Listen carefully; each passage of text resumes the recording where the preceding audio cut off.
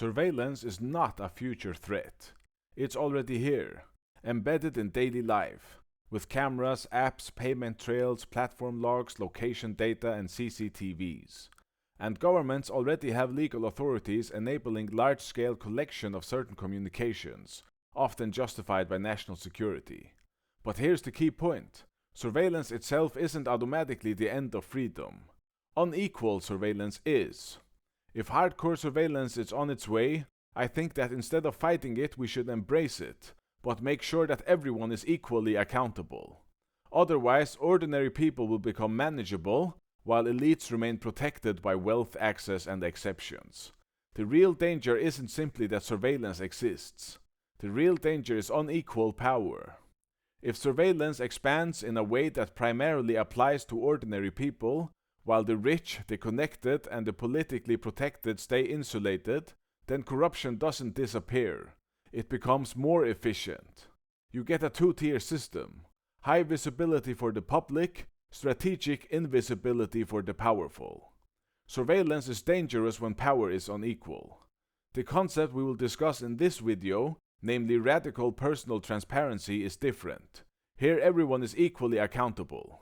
If citizens are visible to institutions, institutions must also be visible to the citizens, especially where power can harm, meaning areas like policing, surveillance, taxation, procurement, regulation, and political influence. So the real choice is not surveillance or no surveillance. It's one-way surveillance versus symmetrical accountability. So my position is simple. If surveillance expands under unequal power, it becomes oppression. But if accountability is symmetrical, and if the public can see the powerful just as clearly as the powerful can see the public, then we have a chance to reduce corruption instead of entrenching it. We're approaching a fork in the road. One path is a two-tier future, where the public is searchable and trackable. The powerful remain protected. Corruption adapts and grows, and criminality becomes more enticing as an alternative way of life. The other path is symmetrical accountability, where institutions can't hide abuses behind secrecy. Public money becomes traceable, influence becomes visible, and the powerful are governed by the same rules as everyone else. If everyone is equally observable, two things happen. Everyday crime and abuse become harder to carry out in secret, and elite corruption becomes harder to sustain behind closed doors. A lot of harm survives for one reason. It can hide, not because it's strong, but because it's protected by secrecy. Abuse, fraud, manipulation, exploitation, most of it depends on darkness, confusion, and lack of proof. The justice system has a very hard time convicting people because the burden of proof is on them to prove the wrongdoing of the accused. They have to prove that a crime has been committed. It is very easy to hide your trails and lie about what happened in the modern justice system.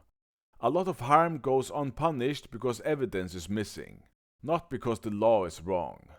So here's the question. What happens when hiding becomes nearly impossible? As mentioned before, I call it radical personal transparency. It means voluntarily recording and live streaming most of your life, so your actions are open to verification by anyone who also chooses to live fully transparently. Not as a government surveillance program, neither forced monitoring.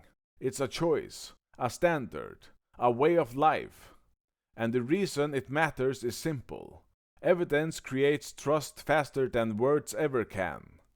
People change their behavior based on their environment. Most people behave better when they know they are being watched. That's not theory, that's human nature. If you remove secrecy, you remove opportunity. And if you remove opportunity, a lot of harm never happens. So radical personal transparency isn't about punishment. It's about prevention.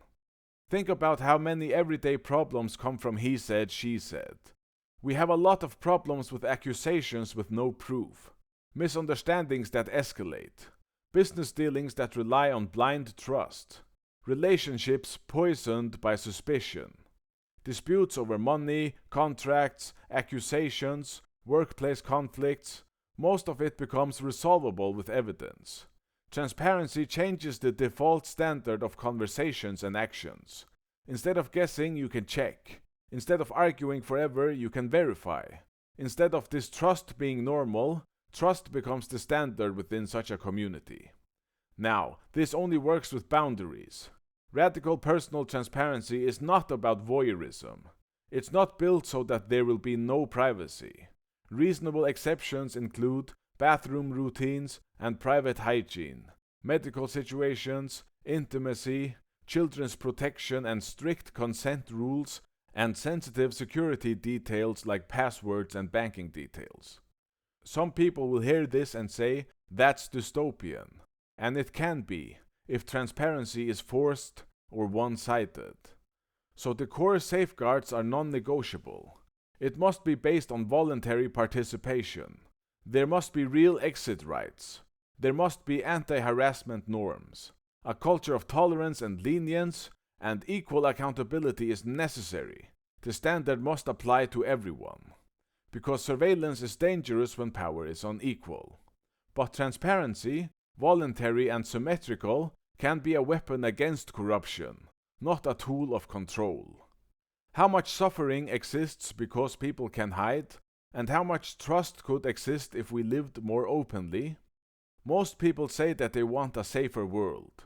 The real question is, what price are we willing to pay for it? And the payoff isn't just in the powerful effect it will have on corruption in politics and business, and the fact that all forms of crimes would be heavily reduced. Think about the most extreme cases of violence, abuse, and bullying of children that we can get rid of. Most abuse of children happens inside the homes of their childhood, by their own family members or friends of the family. What if the future of morality isn't better laws, but a better environment? Imagine a society that refuses to accept child abuse as the price for our normal life. Are our modern comforts so good that we are willing to let the innocent suffer in silence? That is the price we are currently paying. I, for one, think we can do better.